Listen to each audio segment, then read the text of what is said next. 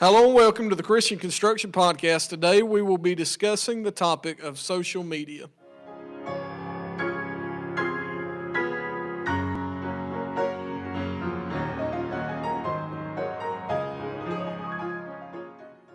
All right, guys. Well, good to be back here on another Friday afternoon, and good to be with everybody here watching today. How you doing, Brother Gabe? I'm good. I'm doing good. It's good. That's good. I'm doing real good. Brother Michael, how we doing over here? Doing well, just living life, enjoying it. Living life to its fullest. Just when I thought the summer was over, we're back at 94-degree days, and I'm going to a youth meeting tomorrow. So. Hallelujah. Amen. How are you doing? Married Wonderful. man. Married All man. the stress, It's done. no more It's over with. plans, no more Hobby Lobbies. No more bridezilla. Oh, brother, there's still gonna be Hobby Lobbies. It's just the beginning. It's just starting. And Gabe, you just celebrated y'all's first anniversary. Yep, 1 year and there's not been a murder. It's a veteran. We're doing good. 1 year with Chelsea Philbecks, or Chelsea Carson. Yeah, Chelsea Carson. We're doing That's good. probably more, that's probably more than a year. She hadn't killed me yet, so we're good. All right, so today we're going to be discussing the topic of social media, and exciting topic. I feel like we should have some pretty Pretty good content on it. controversial, honestly. say Probably so. one of It the can most be. controversial things we probably talked about. It can be. According to that's the for world. Yeah, I believe so. What you got on it, Brother Michael? What we got here? I got a verse that I feel like really sums up. You know, there's so much we could say that's good about it, but honestly, I guess probably one of the main pitfalls of social media. I think you find a good picture of that sin and the problem of it in Acts chapter 17. Paul goes to Athens, and while he's there, you've got the Bible tells us in Acts chapter 17, verse 18, then certain philosophers of the Epicureans and of the Stoics encountered him, and some said, "What will this babbler say?" Others some, he seemeth to be a setter forth of strange gods, because he preached unto them Jesus in the resurrection. And they took him and brought him unto Areopagus, saying, May we know what this new doctrine whereof thou speakest is? For thou bringest certain things to our ears. We would know therefore what these things mean. Now, before I read any further, they would go on to talk about they were amazed at Paul and his doctrine. They would go on, they were superstitious people. And they would go on to set up a statue that just simply said on it, to the unknown God. And the fear was that they were going to leave out some God, and that some God was going to frown on them. And, you know, they were real Get superstitious. offended. Yeah, Yeah. offend them. They'd ruin Chip somebody's on the day, shoulder. you know? Yeah. But verse 21 sums up the attitude of these people, and I think it kind of fits the downfall of social media and where most people really get into a ditch. And that's in verse 21 where the Bible says, For all the Athenians and strangers which were there spent their time in nothing else, but either to tell or to hear some new thing. These people spent their life, and they lived for one thing, and that was to either tell or to hear something new that was going on. Whether it was true or not. Whether it was true or not didn't matter. Right. It just had to be new. It had to be fresh. It could be made up. It could have been something from 20 years ago, but it was just being discovered. It could have just been a total fable, fiction, whatever. But that's all they wanted to do. And really, I guess, you know, the issue of social media, in my experience, really just become an issue in the past. I guess in the past 10 years, it's been really heavy. But I remember when it first started, you know, Right, come on the MySpace scene. and everything, Yeah, that's yes. where it started at. MySpace was the first real active social media site, interactive. And so there are some things, you know, that we're going to talk about today. But I think that's probably a good Bible verse that sums up the problem where people have a problem. Social media is not the problem. It's the people sitting behind Right, social media right. that have the profiles and all that. And the problem is that they just want to be busybodies. It's to see or to tell or to hear some new thing. I think a lot of people, you see who they really are when they get behind that computer Sure. screen. It's funny. Well, they change. They become exactly what they want. They- What they really they want to become be. what they wanna be. Exactly. That's Become what right. they want They to be. may not really be that, but they're going. Yeah, that's they what they're gonna be behind. become whoever they feel like they want to be in life, whether they can reach that plateau or not. They become that person behind the internet. I know people personally that that I have met with, I have been to church with, they have been church members here before, have attended here before, and I meet them, and they are who they are. Right. They're who they are. I've been around these people for 15, 16, 17, 18 years, and I know who they are. Right. And I'm not big on social media. I don't have a Facebook page personally. But so I'm not on, but I was kind of taken aback when I did see people that I have known a long time, when I would see their Facebook page, because when I would see it, it was not the people that I was used to seeing Right. and talking to. They're totally different. What you said, it sums it up. They can be whoever they want to be on that Facebook page, and they don't have to be real. I don't have to be, you don't have to see all my faults. You don't have to see all my problems, my weaknesses. I can be somebody totally different on Facebook or whatever, Instagram, Twitter, Pinterest, whatever. I don't know, Snapchat. I can be something totally different than what I am Absolutely. in real life. Well, there's a lot of temptation there. I mean, you can't. I mean, there's some people who are not mature enough, and like we've said, there are some good uses out of social media if you do it the right way. A lot of people are just not mature. You got 12-year-olds with Facebook, Instagram, Snapchat, and everything else, and they're not. They don't have enough sense to get out of the rain. So, but they've got free range access to the internet and be able to put whatever they feel like saying. And what they're doing is they're watching their mamas and their daddies and everybody else act and react on social media, and they're doing it twofold. Exactly.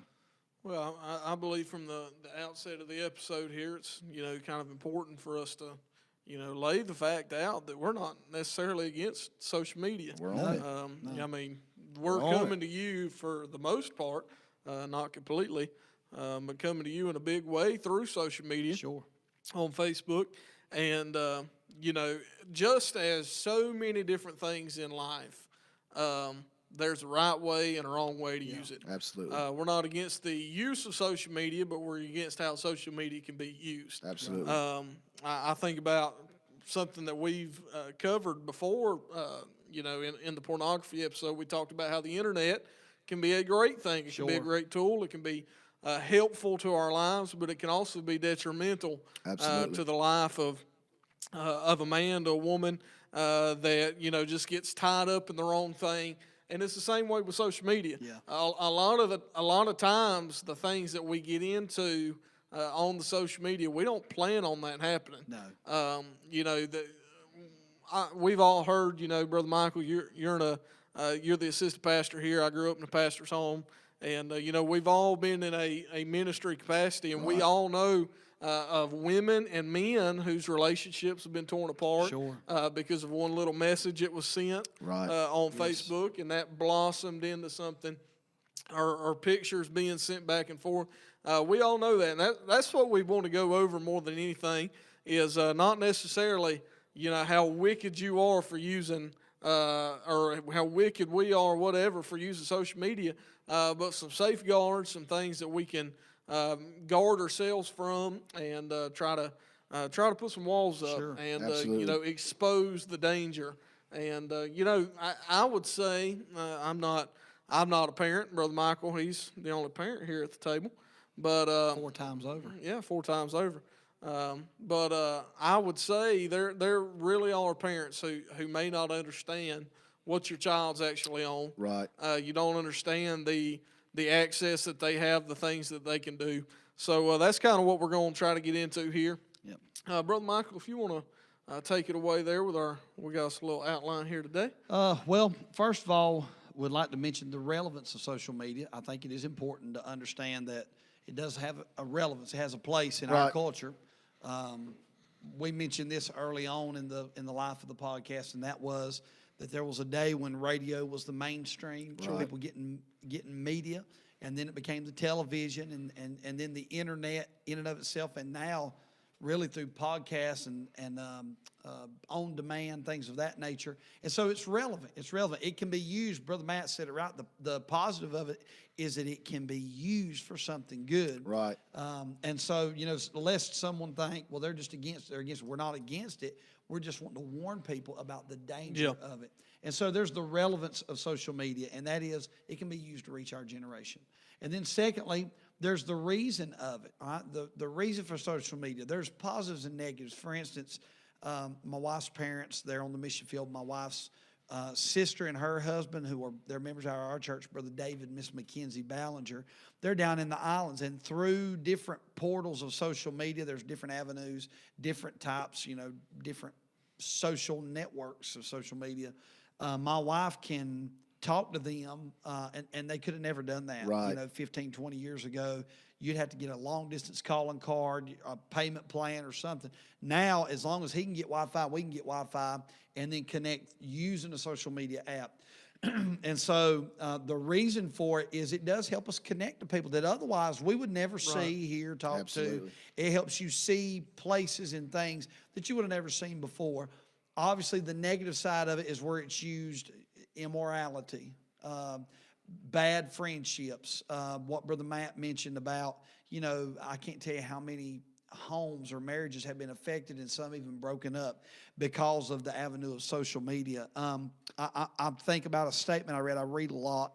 A statement I read, and it said, adultery doesn't begin in the bedroom. It begins in a conversation. Absolutely. And those conversations usually are taking place on some form of social media. And so there's the reason of social media, the relevance of it. But then there's the result or the repercussions, or we could say the recklessness. I've seen in times past, I follow sports. We all of us, we're just talking about how the Braves, man, won the division. Pray. Praise the Lord. Pray. No, I don't know if we want to pray for Mike Soroka. No. Yeah. So anyway, we were joking about that before we come on, just about different sports and things we have an interest in. But you'll notice in the sports world now, you'll have a guy that's coming up through the ranks, whether it's the minor leagues in baseball, whether it's college football, whatever, and he's making a name for himself. But as he's making a name for himself, there are people digging into his background. Absolutely. And we have seen it. If you have watched just news in general, you've seen it with that. You've seen it with politicians. You've seen it with business people. Things that people done in the infancy of social media 10, 12 years ago that are documented. There is a footprint of a picture or a statement or something that somebody liked or shared or retweeted or whatever. That's there in the background. And so there are repercussions to everything that we do. And if you have something negative out there, it's not going away. Right. I mean, it's there. And the good thing is the blood of Jesus washes it away, cleanses from all sin. The bad thing is people will never forget it, and Exactly right. it don't wash it from their memory. No, sir, you're right. And so there's the reason, there's the relevance, and then there's what we could say the recklessness or the repercussions of it. So these are just a few things that we kind of put together as a means of an outline for some things to watch out for. Again, it's not all bad. There's just a safeguard, Brother Matt mentioned, that needs to be put in place. And there's some warnings. Kids dive into things not realizing the repercussions of it. Brother Gabe, I'd like to hear you sort of speak on, Brother Michael mentioned the relevance of it. It seems like we live in a world today that young people especially coming up feel like they have to have it. Right. That their life is incomplete if they're not on Snapchat, They're not if they're not connected on with the world. Facebook, if they're not on Instagram.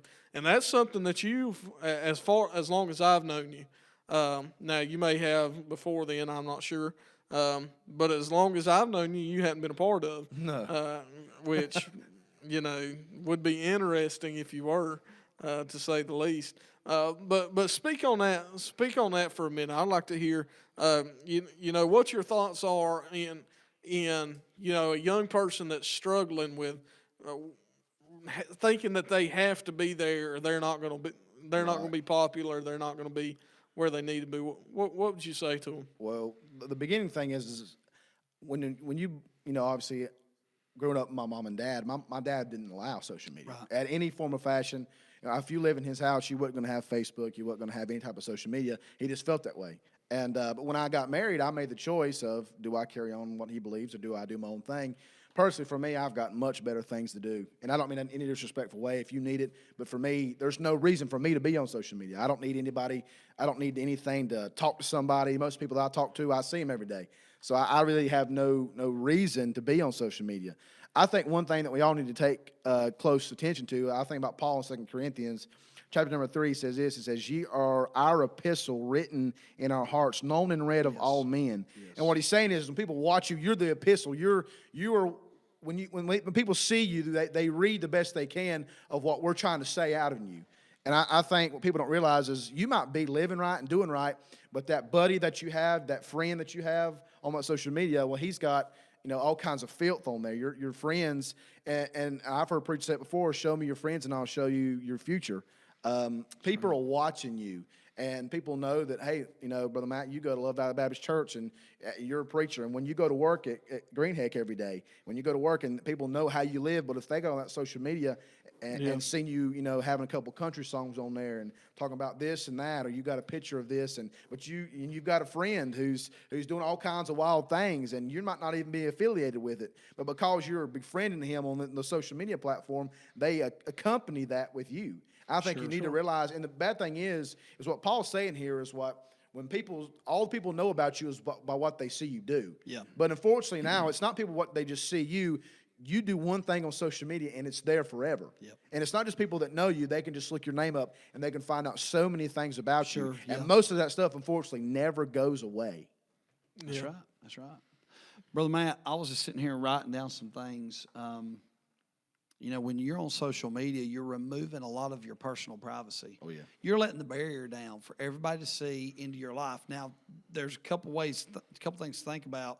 Most of the time, we don't want people, you don't want people telling you what to do, being nosy, being in your life. But at the same time, when you put yourself out on social media, what do you expect when your pastor comes to you? Young man, young lady, even moms and dads. When you put something that is unscriptural, something that's just immoral or whatever, you put that out there, and your pastor comes to you, your youth pastor comes to you, Sunday school teacher, whoever it may be, parents come to you, you have put something out publicly. In other words, you have removed your privacy barrier. Nobody's looking in your windows trying to see what's going on. You've invited everybody to come see it. That's right. So that's something to think about. Are you really, as a teenager, you don't think about that. But you need to think about that. If nobody else is putting the reins on you to say, hey, you don't need to do this, then you need to think enough of yourself and protecting your testimony to say, is this really an avenue I'm ready to walk down? Am I ready to remove the privacy barrier so that everybody can see into my life? Because once you do that, in all honesty, you're a hypocrite to say, quit being nosy, quit looking, because you put yourself out there. Sure. And so you remove privacy barriers. And then as far as the practical side of it, a lot of times on these social media apps, they show the location of where you are. My wife has a cousin who is a nurse, and her son were at a ball game. Her son at the time was, I think, 12 years old. And this actually was on our local news, where while he was there, and he had he thought it was somebody he went to school with, he had friended someone on an app. And they were at a game. My wife's cousin and her son were at a ball game on a Saturday afternoon that was near where this person lived, and it turned out to be a pervert. And this pervert starts through the social media app sending vulgar pictures of themselves to this 12, 13-year-old boy. And what the boy didn't realize is, in all innocence, was that it was tracking his location. Right. He didn't realize he had befriended somebody he didn't know. All in innocence, he was unaware of it. And so there are young people, you're out there, you don't realize a lot of times these apps have the location turned on by default on the app. You're befriending people that you don't know just to say, I have so many followers or what have you. And then pictures, as mom and dad, there are apps. Snapchat is probably the most popular one that does this. A person can take a picture and in a short amount of time it disappears. Now the footprint is still there and the right person could dig it up and get it. But generally speaking, to the average Joe, it's gone. So you don't know what your children are sending pictures of. You don't know who they're looking at pictures of, because they'll see it and then it goes away. It's probably one of the sneakiest tools of the devil that's ever been invented.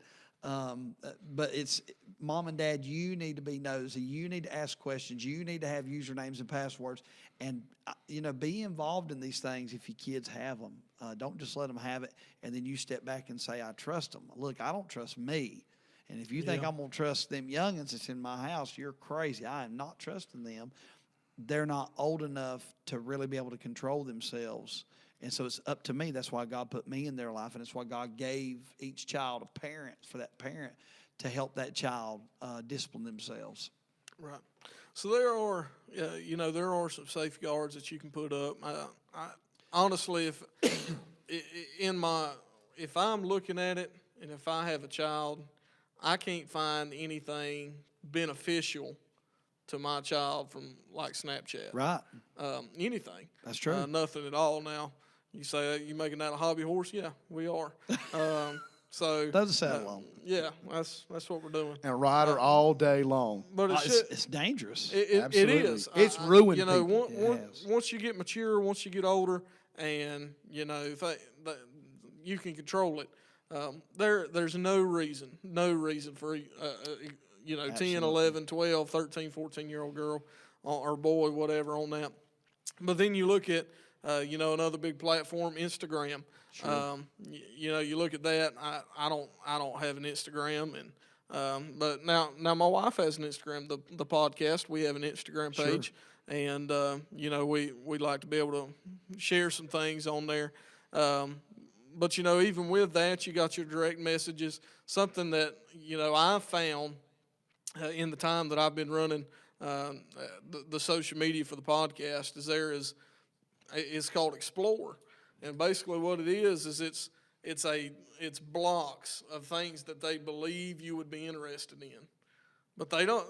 That filter doesn't really know you, so it could be something as simple as, you know, you click on a Sports Illustrated for Michael Jordan. Yeah. Well, the next block is a half-naked woman, you know, from the swimsuit issue. What about because they take that and run that through that algorithm and say, well, he likes Sports Illustrated. Let's put this up. Yeah. And that's how that works. It takes what you go after and expounds upon it, but it has no control. Right. And you know, you ain't even got to type nothing in. All you got to do is hit that little block, Explore, and it's got a list of things that could be great, could be bad. You never know what's going to bring up. So that's something, you know, to pay attention to. On the Facebook side of it, I do have Facebook. Me and my wife, I created one for the podcast.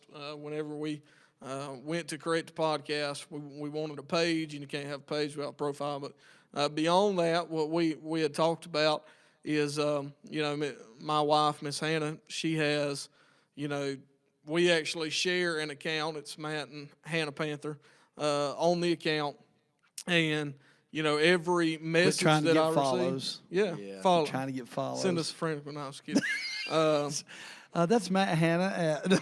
Matt Dash. But I've been on your Facebook. Like I've Brother Michael. I'm on y'all's Facebook Brother page, Michael has my. because I have to be able to get on the podcast. Right. But Hannah, you know, it's directly lined to her phone, so any message that is sent to her, I receive. Any message that is sent to me, she receives. And, you know, normally we can look at who's sending it, and we know who's it for before we even open it up. But, you know, that's just a safeguard that we decided to put up. Just so, you know, nobody can ask a question. Nobody can bring nothing to our account. Nobody could ever say anything, because if I get it, she gets it. If she gets it, I get it. And, you know, that's something that we found beneficial. Now, I don't think Hannah's done anything on there, and I've done very little on there to this point. You know, every now and then we'll post something, put something up. And, you know, we're private people. We don't really care to, you know, throw everything out there. But, you know, that's just something we decided from the beginning. And, you know, honestly, if you were to ask me, I don't think we would have it at all if it wasn't for the podcast, because it doesn't benefit us in any way. There's nothing that I can recall that's really helped us in any way. So, you know, just some safeguards that come to my mind right off the bat. I think that, believe it or not, I think there's pressure today's society to have instant media. Yeah. I remember being in school and people were like, hey, man, what's your Instagram? I'm like, huh? I don't have a smartphone. Yeah. I had a flip phone. That's right. I remember. And they're like, you don't have no. And it wouldn't hurt me a bit. But people looked at you like, man, you were missing out. Even beyond the schoolhouse now, you know, you get in the business world. Yeah. And that's the right. thing. You know, That's exactly right. many jobs now, I know any of our staff or our office positions at work, you know, anytime I've interviewed for them, they always look at my social media. You know, they want to know your LinkedIn. They want to know your Facebook page. Yeah. They want to look at these things to, you know, you could throw a status out there and say, you know, boss made me mad today, so I showed him and left. Devil emoji. Yeah. Well, guess what?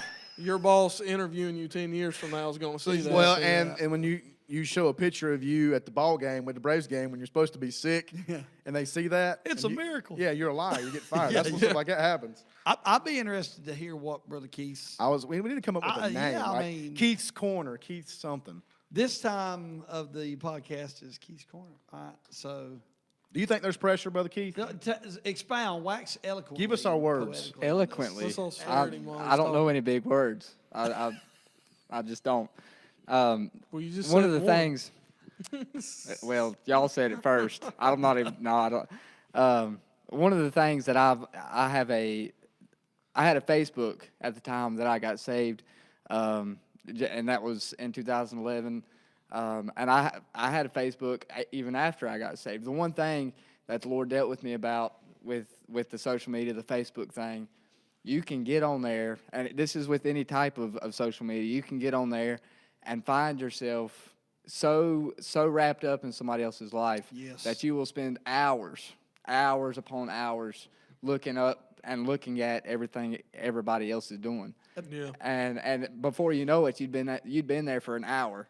Say it is just an hour. Say it ain't 2 or 3, but say it is just an hour, and that's a whole hour that I've lost. And time is the most valuable thing that we have, and today is our time, and you can't get it back. And that's an hour that I spent looking at everybody else's life. You know, when he said that, I thought about how many people are watching other people's pages, whatever profiles, and they're seeing snapshots of other people's lives, and people probably think, man, I wish I had that life. I wish my family got to do this. I wish we had this, and it causes envy, and it probably Keeping up can't with the you- Joneses. Can't you see a woman or a man coming in from work? They've been looking at their friends' Facebook pages, and it starts a fight. Well, why can't you be more like so-and-so? They've got this, and they went on this vacation, and why can't we do that? And dreaming to be like other people. And you don't realize all you're seeing is a snapshot. You're not seeing the real picture of who they really are. You're seeing a snapshot, and you're seeing bits and pieces. And that can be discouraging. That can cause discouragement in the life of a believer or of a person in general, just anybody. But especially in the life of a believer, God never intended for you to live your life looking at everybody else's life and comparing yourself to them, And so I think that's man, sitting around looking at other people, it would be really One of the easy biggest to do it. pitfalls. I would say so, to see or to hear. I remember the message that brother, I can't remember the fact that he gave, and I might be way off, but I think that the average person, I think they said, spends 4 hours a day on social media. Oh, yeah. I can agree with that. All right. Well, I feel like it's been a pretty good topic. It's pretty good. But we're going to go ahead and wrap up here. Again, I would just say, just be careful. That whatever stage of life that you're in, if you're real young and your parents don't have any restriction on it, why don't you just think about having a restriction for yourself? Pray about it. Ask the Lord, right. What He would have you do, and you'd probably be surprised at what He'd come up with. And if you're married, make sure. I try to do that. Hannah, she's got access to everything I own. But, make that a part of your life. And, whether you're doing anything wrong or not, we live in a world of speculation. Sure. Absolutely. And whether there's anything for you to hide, and that you hear that all the time, don't you? Well, I ain't got nothing to hide. I got nothing to hide. I ain't got nothing. I mean, I ain't hiding nothing. Well, that might be true, but and I'm glad you're not. I'm glad you ain't got nothing to hide. But people talk. People like to believe things, and that's why social media is so popular. Is because things can be made up, things can be created, they can have a facade, and you don't know the truth. So that's our plea today. Just be careful. Brother Gabe, you got anything else to end with here? I guess the one last sentence I could say for especially a young person is think before you post. Sure. What you put on, not does it ring to say something bad, but in any way could someone tie this to be a reproach to me or my church? I would Sure. always think about that. Amen. That's good. Brother Michael? We're going to have a Bible giveaway. We were Yep. supposed to give it away here a couple weeks ago. We're going to have a Bible giveaway coming up here in probably Monday following this podcast. Maybe Brother Matt will do a Bible giveaway while we're doing other things. Other things. Whatever we're doing. That I'm day. preaching that week. I think I'm preaching for Brother Paul Moss. Shameless plug. Brother You, I Moss. was about to say, you talking about me trying to get. By Facebook the way, comments. if you're in the Charlotte area on the 30th or 1st of September and October 1st. All right. Well, we're going to go ahead and go. So is that a no?